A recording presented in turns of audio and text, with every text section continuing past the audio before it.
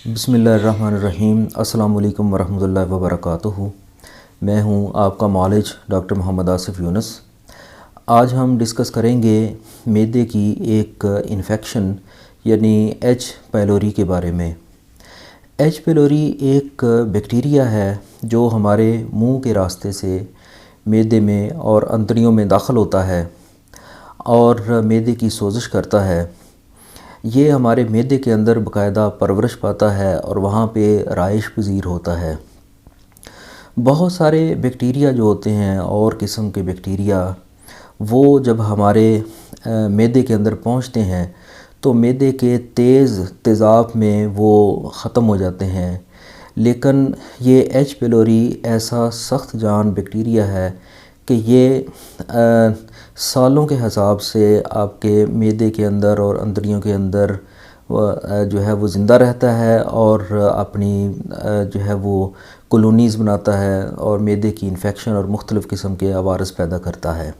अगर आपको मुसलसल मैदे की जलन, उफारा, गैस, बदहज़मी का मसला रहता है और बावजूद मैदे की अद्वियात इस्तेमाल करने के ये मसाइल हल नहीं होते तो आपको एच पाइलोरी की इन्फेक्शन हो सकती है।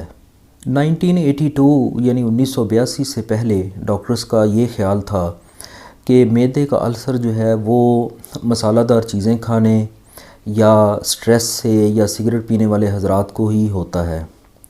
लेकिन 1982 में जब ये चीज़ डिटेक्ट हुई कि मैदे के अल्सर में जो एक बैक्टीरिया है जिसका नाम एच पाइलोरी है उसका बहुत बड़ा रोल है, तो ये देखा गया कि तकरीबन 90% अल्सर के केसेस जो हैं वो एच पाइलोरी की वजह से होते हैं। और आहिस्ता आहिस्ता मालूम हुआ कि तकरीबन दुनिया की 60% आबादी जो है वो इस इन्फेक्शन का शिकार है।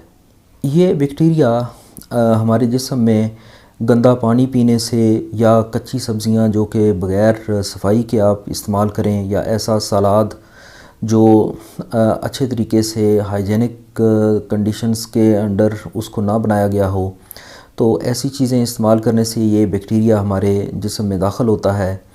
इसके अलावा कोई जो इन्फेक्टेड पर्सन होता है उसके सलाइवा यानी उसके जो मुंह का लुआब है उसके अंदर भी ये बैक्टीरिया मौजूद होता है, तो उसका छोड़ा हुआ पानी या छोड़ा हुआ खाना खाने से भी ये इन्फेक्शन दूसरे पर्सन को मुंतकिल हो सकती है। मैदे में दाखिल होने के बाद ये वहाँ पे बाकायदा फैलना शुरू कर देता है, इसकी कॉलोनीज़ बनना शुरू हो जाती हैं और ये जो मैदे की अंदरूनी झिल्लियाँ होती हैं उनकी सोजिश पैदा करता है, जिसकी वजह से मैदे के ऊपर मैदे के मुकाम के ऊपर आपको जलन का एहसास या बाकायदा दर्द होना शुरू हो जाती है।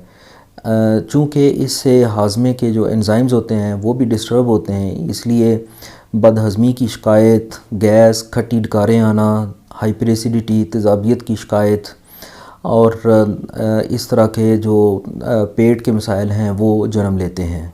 अगर एच पाइलोरी की इन्फेक्शन जो है वो प्रलॉन्ग कर जाए यानी लंबे अरसे तक रहे तो ये जो हमारे मैदे के अंदर की जो हिफाजती झिल्ली होती है, जो म्यूकस मेम्ब्रेन होती है, उसको इस तरह से डैमेज कर देता है और मैदे की दीवार के अंदर ज़ख़म बना देता है जिसको हम अल्सर कहते हैं। और अगर यही प्रोसेस बहुत लंबे अरसे तक रहे तो हत्ता कि मैदे का कैंसर होने के चांस भी होते हैं। अब हम देखते हैं कि इसकी तशख़ीस किस तरीके से की जाए, यानी आपको किस तरह से मालूम हो कि आपको एच पाइलोरी की इन्फेक्शन है। इसके लिए सबसे पहले जो है वो एक स्क्रीनिंग टेस्ट किया जाता है, यानी खून का टेस्ट किया जाता है जिसमें खून के अंदर एच पाइलोरी के अगेंस्ट बनने वाली जो एंटीबॉडीज़ हैं उनको डिटेक्ट किया जाता है। ये टेस्ट सिर्फ ये बताता है कि एच पाइलोरी की इन्फेक्शन इस जिस्म में हुई है, लेकिन एक्टिवली इस वक्त एच पाइलोरी मौजूद है या नहीं, या कि ये कोई पुरानी इन्फेक्शन है, ये चीज़ इस टेस्ट से मालूम नहीं होती। इसके लिए कुछ और टेस्ट किए जाते हैं। मिसाल के तौर पे H pylori stool antigen test किया जाता है, यानी ये पखाने का टेस्ट होता है जिसमें एच पाइलोरी के जो पार्टिकल्स हैं उनको डिटेक्ट किया जाता है। अगर ये पॉजिटिव आता है तो इसका मतलब है कि हमारी अंतड़ियों और मैदे के अंदर एच पाइलोरी मौजूद है। दूसरे नंबर पे जो टेस्ट किया जाता है उसको यूरिया ब्रेथ टेस्ट कहते हैं। एच पेलोरी एक एंजाइम पैदा करता है जिसको यूरिएज बोलते हैं, जो यूरिया को स्प्लिट करके उस अमोनिया और कार्बन डाइऑक्साइड में कन्वर्ट कर देता है।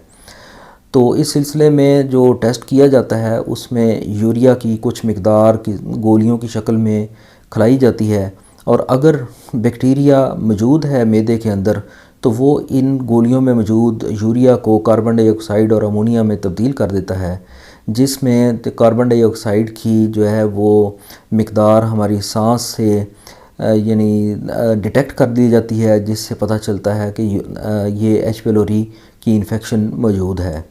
तीसरे नंबर पे जो टेस्ट किया जा सकता है वो एंडोस्कोपी करने के बाद या एंडोस्कोपी करने से किया जाता है। उसमें जो है मैदे के अंदर से छोटा सा एक जो पीस है, जो छोटा सा टुकड़ा उसमें लिया जाता है, यानी बायोप्सी ली जाती है और उसको लेबॉर्ट्री में टेस्ट किया जाता है कि आया उसके अंदर ये एच पेलोरी बैक्टीरिया मौजूद है कि नहीं। अब हम बात करते हैं कि इसको ट्रीट किस तरह से किया जाए। तो सबसे पहले तो कुछ जनरल मेजर्स हैं। मिसाल के तौर पे आप मसालादार चीज़ें नहीं खाएं, ऐसी स्कील चीज़ें जो आसानी से हज़म ना हो वो भी आपको नहीं लेनी चाहिए, या कच्ची सब्ज़ियां और फल वगैरह जो है उनको धोकर इस्तेमाल करना चाहिए। सलाद अच्छे तरीके से साफ़ सुथरे तरीके से बनाना चाहिए और उसको इस्तेमाल करना चाहिए। पानी उबाल कर या जो पीने वाला ड्रिंकिंग वाटर है जो हाइजेनिकली अच्छे प्लांट पे उसको पैक किया गया होता है वो आप इस्तेमाल कर सकते हैं। इसके अलावा कुछ जो प्रेसिपिटेटिंग फैक्टर्स हैं, मिसाल के तौर पे जो पेन किलर्स होती हैं जैसा कि एस्प्रिन है, ब्रूफन है, नेप्रोक्सन है, इंडोमेथासिन है, इस तरह की जो अद्वियात होती हैं ये हमारी जो मैदे की जो हिफाजती झिल्ली म्यूकस मेम्ब्रेन है उसको डैमेज करती हैं। तो इसलिए इनको एहतियात के साथ इस्तेमाल करना चाहिए, बहुत ही ज़रूरत के तहत ही इस्तेमाल करना चाहिए, और ख़ास तौर पर अगर इस्तेमाल करने की ज़रूरत पेश आए तो इसको खाना खाने के बाद इस्तेमाल करना चाहिए। कुछ ग़िज़ाई अज्ज़ा ऐसे भी होते हैं या कुछ ग़िज़ाएँ ऐसी होती हैं जो अल्सर को मुंदमिल करने में बहुत मुआवन साबित होती हैं। मिसाल के तौर पर प्रोबायोटिक्स जो होते हैं वो अल्सर को हील करने में बहुत उम्दा चीज़ है। प्रोबायोटिक्स दरअसल बैक्टीरिया ही की एक किस्म होती है, लेकिन ये हमारे दोस्त बैक्टीरिया होते हैं जो हमारे अंतड़ियों और मैदे के अंदर यानी मुस्तकिल राइश पज़ीर होते हैं और हमारे लिए हाजमे के एंजाइम्स और मुख्तलिफ़ किस्म के विटामिन्स बनाने में मदद देते हैं। कुदरती ग़िज़ाओं में प्रोबायोटिक्स जो है वो दही में बहुत बड़ी मिक़दार में पाए जाते हैं। तो अल्सर के जो मरीज़ होते हैं वो मीठा दही अगर इस्तेमाल करें तो उनका जो गट फ्लोरा है वो आहिस्ता आहिस्ता से हेल्दी हो जाता है, जिसकी वजह से अल्सर के हील होने में मदद मिलती है। इसके अलावा केला जो है उसके अंदर ऐसी प्रॉपर्टीज़ पाई जाती हैं कि वो अल्सर जो कि मैदे के अंदर ज़ख़म बना हुआ है उसको हील करने में मदद देता है। दूध एक नेचुरल एंटासिड है, लेकिन चूँकि एच पिलोरी इन्फेक्शन में मरीज़ के जो हाजमे के एंजाइम्स हैं वो डिस्टर्ब हो चुके होते हैं, तो इसलिए अक्सर लोगों को फिर दूध हज़म नहीं हो पाता। ऐसे में आप इसको दूसरे तरीके से इस्तेमाल कर सकते हैं। मिसाल के तौर पे इसके अंदर थोड़ी सी सौंफ शामिल करके इसको उबाल लें और इस तरह से ये दूध जो होता है वो कदरे डाइजेस्टिबल हो जाता है और ये आसानी से हज़म हो जाता है। तो दूध जो होता है वो भी हमारे अल्सर को या मैदे की जलन को दूर करने में बहुत ज़बरदस्त चीज़ है।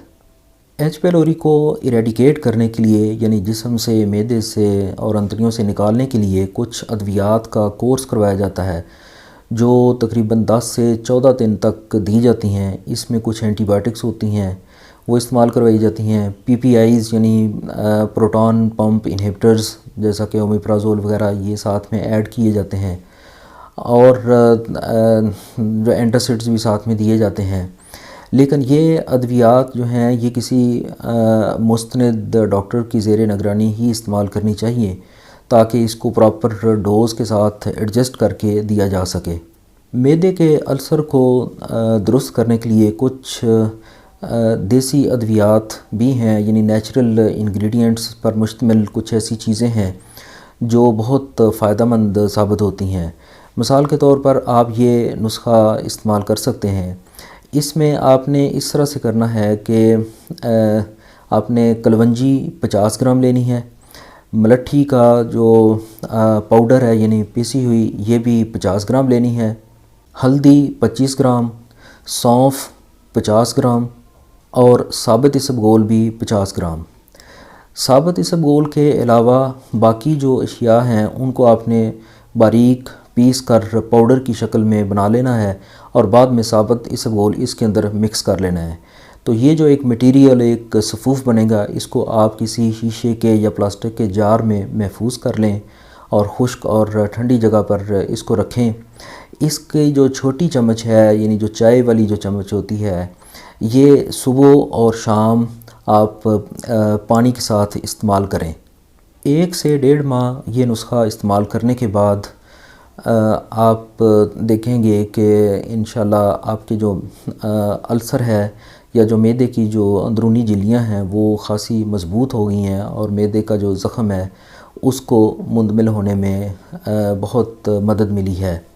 लेकिन h. pylori को जिस्म से निकालने के लिए या इसको एरेडिकेट करने के लिए आपको एलोपैथिक अद्वियात का जो 10 से 14 दिन का कोर्स है वही इस्तेमाल करना चाहिए। उम्मीद है कि आपको ये वीडियो पसंद आई होगी। मेरे चैनल को सब्सक्राइब करें और साथ अपीयर होने वाले बेल आइकॉन को ज़रूर प्रेस करें ताकि आपको हर नई आने वाली वीडियो का नोटिफिकेशन मिल सके। चैनल को लाइक करें, शेयर करें। इजाज़त दीजिए। अल्लाह हाफ़िज़।